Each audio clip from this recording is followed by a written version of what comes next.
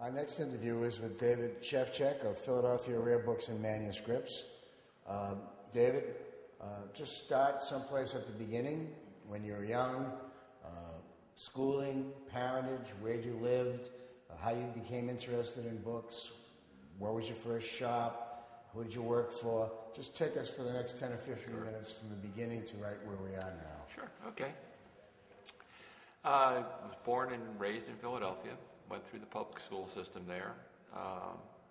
The only difference was in high school, I went to a magnet school called Central High School, which is the second oldest public high school in the United States. And as a magnet school, it takes kids from all over the city of proven intellectual ability, including me somehow, and bring them into a very special high school where, in my class, our classes were not by year of graduation, but by number. Mine was the 222nd class to graduate from Central High School. And in my class, 99.9% of us went on to college, which is unusual for a public high school. Other people who went to my high school historically were people of great proven ability and went on to do things like the Solomon Brothers, the Guggenheims, and Teller, the magician. And from there I went on to Temple College University, where I did my undergraduate work. Indiana University, which is where everything changed. That's where I met Dave Randall, who was the head of the Rare Books Library, who took me under his wing for 2 years when I was doing my master's work there. And so I worked at the Lilly for 2 years as a wonderfully unpaid volunteer. Dave was very good at recruiting people. Went on later on to University of Texas for postgraduate work, and ended up back in Philadelphia just by accident, visiting my folks, and walked into the Rosenbach Foundation to look at some early Peruvian manuscripts for a friend, and they asked me, "Can you really read this stuff?" And I said, "Yeah." And I said, "Well, how would you like to work here? We have lots and lots of these." And I said, "Well, what's lots and lots?" And they opened a cupboard, and there were hundreds. And then they opened another cupboard, and there were more hundreds. Wow. And this just went on and on. They did just so many things that Dr. Rosenbach had purchased during his career as a bookseller that he had never gotten around to selling, and things that he basically kept for himself. And they were uncatalogued. So from 1972 through 1979, I worked at the Rosenbach cataloging manuscripts and books, and essentially was the curator of manuscripts there, working on that material, working on the residue of the Benjamin Rush archive. And along the way, beginning in 1974, I started to dabble in books as a part-time bookseller. And that began simply because I had always been interested in books from the time I was in high school, and had been just a reader and accumulated books like it was going out of style. But in 74, I walked into Freeman's Auction House, which was the general auction house in Philadelphia at that time. And it had a tiered system for selling material. The best stuff was put into gallery sales, the next stuff was put into monthly sales, and everything else was sold in the basement. And quickly I realized that if you went to the basement the Monday after a book sale, all the things that had not made it into the book sale on Thursday were in the basement. And this one Monday I walked in to Freeman's in the basement, and there was an entire box of about 50 first editions of famous women authors, Willa Cather, and others of the 20th century, all in dust jacket. And so I decided I'd bid on it, and so for a whopping $5, I got this box of 50 first editions in beautiful condition that hadn't made it into the sale. I walked it over to Clarence Wolf's shop at McManus and said, "Clarence, I'd like to sell these." And he immediately had David Holmes come downstairs. We looked at the stuff, and he offered me $500. So I figured that was a pretty good start.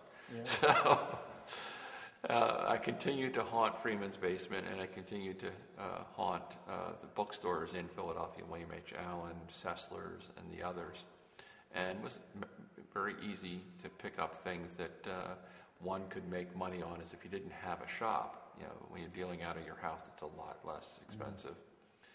And along the way, I made a lot of contacts with Allen's and with Clarence and with people like Bill Reese, who came to the Rosenbach looking for help with early manuscripts that he had purchased. And it gave me a very nice nexus of people to draw on once I actually did go into the book business.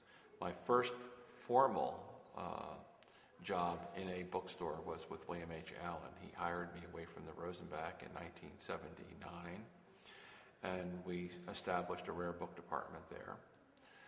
And so from 79 through 1984, I ran the rare book department and started a manuscripts and autograph department there. And it was there that my current partner, Cynthia Buffington, and I hooked up to actually be a team. I had known her from 1974 when she was a friend of the Rosenbach Foundation, and I was one of the curators there. And she used to come to the receptions, and then she would come back and look at materials for her dissertation. And in 1980, maybe 81 at the latest, George Allen realized that he had a 28,000 name mailing list, and there was no control over it. People would be asked to be put on the literature list, and that was fine to get put on the literature list. But that was on one system for reproducing labels for the catalogs. And if you wanted to be on the Americana list, you got put on the Americana list, which was on a different system for reproducing labels. And if you wanted to be on the early printed books, it was on another mailing list, a different system. He had multiple systems for getting these labels out that had developed over the years. And he just realized that, so-and-so is on the Americana list and on the English literature list and on this Middle Eastern list, and the person moved. And each of those catalogs are coming back instead of just one, and with the ability to change the address once. And he got tired of having to pay the post office for those return catalogs. And so he said, I'm hearing about these things called computers. Could we use one here for the mailing list? And I said, yeah, we could do it. But we'd have to, get somebody to help us. And Cynthia had been doing her dissertation on a computer, a mainframe at the University of Delaware. She was actually getting her degree from University of Virginia, but she had a friend who gave her access on weekends to the mainframe at Delaware. I said, Cynthia, who's, he knew Cynthia from her coming in and buying books for herself, could do this. And so we hired Cynthia. We got ourselves a desktop computer, organized his mailing list, and cut the cost for mailing dramatically. And then we started to use the computer for actually producing catalogs, sending it over a dial-up modem with a phone connection, with the catalog streaming across the stream one letter at a time, one word at a time. And that grew from needing it for doing the mailing list database to doing the catalog production to actually getting his accounts receivable and payable on. Cynthia had to write the program for that as well, because people would come in and buy a book, and George would write out an invoice and let them walk out with it. And these people already owed him $500, and they'd already owed him $500 for the last 7 months. And other people would come in and they would buy a book and they would pay him cash, and they had a credit. And so, there was just no control over debts and non-receivables. So we had to get all that organized for him as well. And in 1984, George's life was kind of in a shambles. His wife had left him. We never understood why. Eventually she did come back. His son, 2 of his sons had run away. One did come back. The other one has never been heard from since. And the only shining light in his life was his daughter, who he didn't like. It was a great success. She'd gone off to Syracuse, did very well there, went off and became a lawyer, and he was having great hopes that she was going to be a very successful lawyer. Then she became a public interest lawyer instead of making money. So, in 1984, George just didn't know what was going on, and things with him got to be very difficult. He was not remembering things the way he should. He was telling me I could spend this kind of money for that and going to this auction. And he would then turn around and spend the exact same amount of money on something else, and then the bill would come due, and it wasn't there. So we had a very amicable separation where I left, and Cynthia went with me. George stayed, and the rare book business wound down, but it was so amicable that he let me take the mailing list. He let me buy a certain amount of the inventory that was upstairs on terms and reference library. And as with so many of us, I set up the business in my house. My wife graciously gave me the first floor entirely. And so for 9 months, Cynthia and I operated out of my house. And then Cynthia's father-in-law put up the money for us to buy a building not very far from my house, whereby we rented the top floor, and he rented out the first floor as an apartment. And that we were in that premises for, in that operation, with us on one floor and other people on the first floor for about 5 years. And then we bought the building from her father-in-law and expanded into the first floor and into the basement, a very large, very dry basement. And after that building got to be a little too small for us, we went and looked for other premises, and that's when we found a very handsome 1820s building in an old Army arsenal in Philadelphia called the Frankfurt Arsenal, which is not really in Frankfurt. It's on the Frankfurt Creek, but it's in a neighborhood called Bridesburg. And we moved into that premises in 2006. And this past summer we bought it. We've been leasing it, but this past August we actually were able to come up with enough money, and the place had gone condo. We were able to buy the building. Didn't you have an unfortunate accident? Yes. Recently. On Monday, March 9th, while Cynthia and I were on our way to Rochester, New York to buy a collection, my office had a electrical short in the wall at 2 a.m. or somewhere around there, and my office caught on fire with all of the books in it. There was a smoke detector system that was hooked up to the fire department. They came, they got the fire out. They did an amazing job of confining the damage to my office and to the hallway outside of it as far as the fire damage.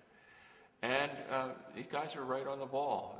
When they got in there, they saw the building, which had been officers' quarters, so they thought it was a residence, even though they'd been called to what it was supposed to be a bookstore. And they were afraid that they were going to find people in bedrooms. And then when they discovered there were no bedrooms, along the way they were discovering that this was a very impressive building from the 1820s with great floors and great furniture that we'd put in there. And so they thought it must be a museum.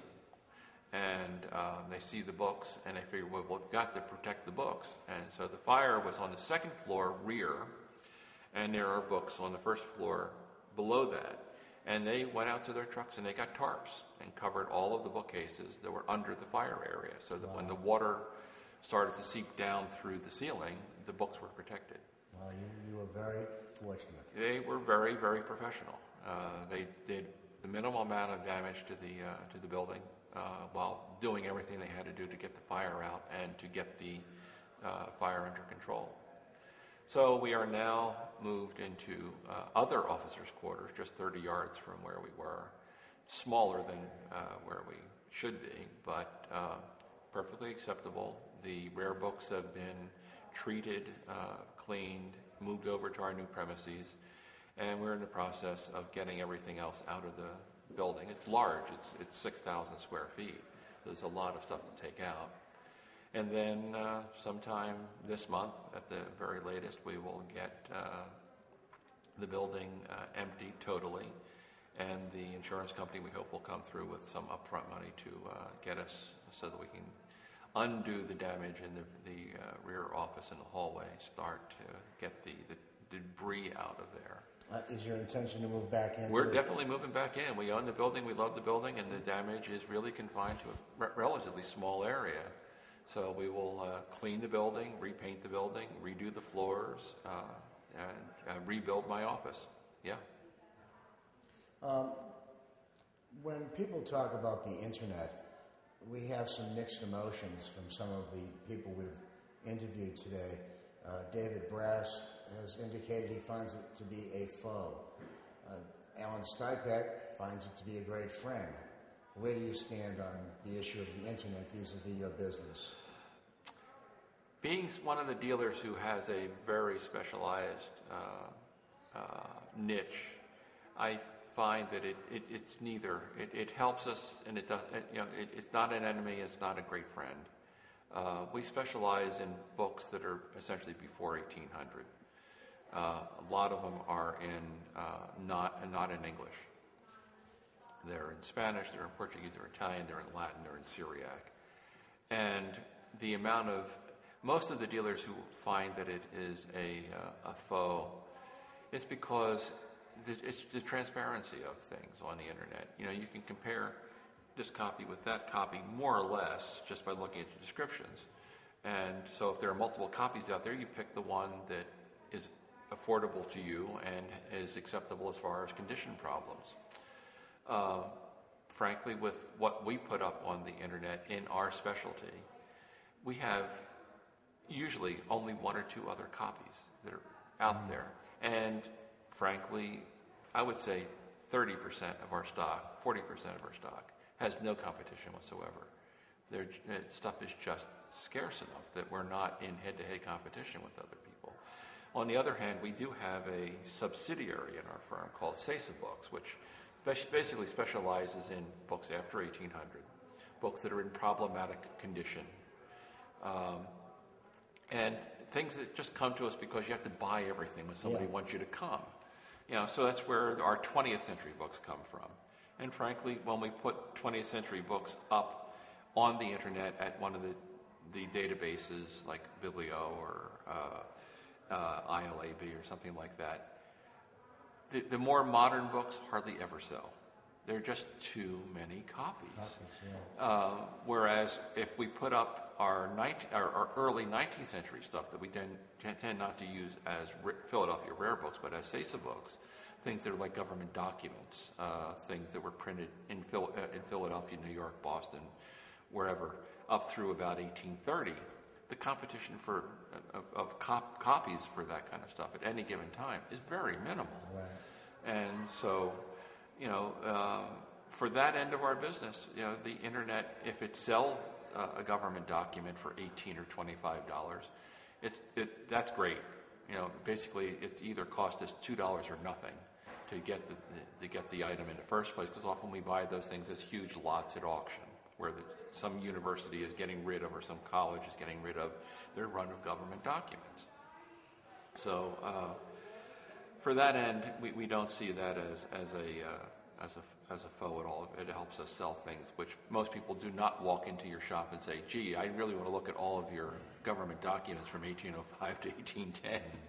I would, but... Yeah, I said most people.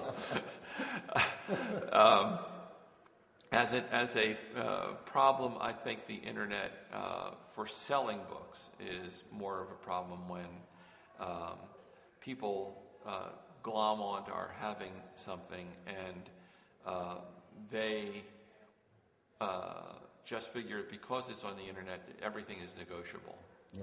And our books basically are not negotiable. If you have the only available copy at the moment of a given book, you're the one that has the upper hand, not the person with the money, as far as I'm concerned. I agree. And so this tends to turn people off, and it tends to create more a waste of our time than if somebody were to walk into the shop. Because when somebody walks into the shop and finds the book, they're much less likely to want to negotiate about what the price is going to be. They have the book, it's in their hands, and that tactile experience of actually having it just shuts down all of that bellicoseness, all of that negativity, because it's just lust. Yeah, pretty much that. Yeah. David, if a young person or a middle-aged person were to come to you and say, David, I'm thinking of becoming a bookseller, what advice would you give them in this day and age? That's what's happening to me right now. Am I going to stay in the business, or am I going to just say no? And the answer is, here I am at 63, and yes, I'm basically starting all over again. I have to buy computers, I have to get a new building, I have to look into all of these things. I would say it's not as easy as it was, but it never was easy. I mean, I'm very lucky. Cynthia and I started our business in 1984 with $10,000. But I started it with an awful lot of contacts. Yeah. And that made an enormous amount of difference. I knew where the books were. I knew where the auction houses were. I knew who the dealers were. Having worked for Allen's, I had a certain idea of how mailing lists worked and who the printers were. If you don't have that, boy, trying to start the business, if you don't apprentice with somebody and you go out and just start the business because you think you know how to do it, I think you're going to be behind the eight ball for a lot longer than I was. And that virtually anybody in my cohort here in the ABAA ever was. So many of us did do apprentices with somebody, apprenticeships, and but it can be done if you know how to do it. You know what kind of books to avoid. If you have the longevity. I mean, there are people that I know who are now in their 40s who started only when they were in their late 20s. And, we consider them young because they're 20 years younger than we are. And, I spoke with one of them very recently here at the fair. And his advice was, he would tell other people who are now in their 20s that they should go into the book business. It'd be hard, but if you stick to it and you have enough knowledge in the first place, you have a good specialty, you can do it. But just trying to be a generalist bookseller who buys cartons and cartons of books and then hopes to make a living doing it, you better have a very supportive spouse with a good job. So, you really have to, if you're starting in the book business now, you have to be knowledgeable at from the get-go.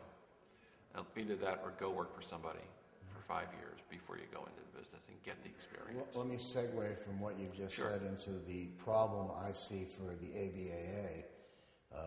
Most of us who have been around a while are in our 60s and 70s, and we represent a generation, and there's a big gap between us. How is the association going to continue based upon what's going on now? It seems to me that once our generation seems to disappear, there doesn't seem to be anybody there to take our place. The association, I think, is going to be approaching this more aggressively in the next 3 years, because one of the things that they definitely are looking at is the possibility of having fairs that are not open to everybody, but that are done in tandem with other fairs, as happens here in New York and in Boston. Shadow book fairs. It's shadow, secondary, alternative, whatever you want to call it. And the membership committee and members themselves just have to go to those alternate fairs that are happening at the same time as the ABA fairs and start recruiting the youngest people who are there and explaining to them why they really need to be a member of the organization. A lot of it is obvious, but some of the stuff that is happening within the organization, which will benefit people if they were to join, will include the new ABA website and database will be a way of selling books without the commission going to the operator of the database. It will be a fee, a non-taxed way of selling things. Yes, you'll have to pay a certain fee to list your books there, but there will be no commissions coming off for the sale of the books, as happens with ABE or A Libris or the others. And if we can convince our members to put all of their new books up at that site first, before putting them up at the others, so that the ABA site becomes the site to go see what the latest books are that are coming on the market, it'll benefit the organization, because the site will be the premier site for new books of the first category, and it will benefit the members because they won't be losing commissions to outside people, and it will be a way of attracting new members. We'll see that there is another site that they can get into by being a member, and the costs are not that extravagant. They're going to be the same as they are for going with ABE or Biblio. Well, that's one thing. That's great. We have to cut short. We've got our 30 minutes in here. Enjoy the conversation, David. Thanks very much for participating. Well, thank you very much.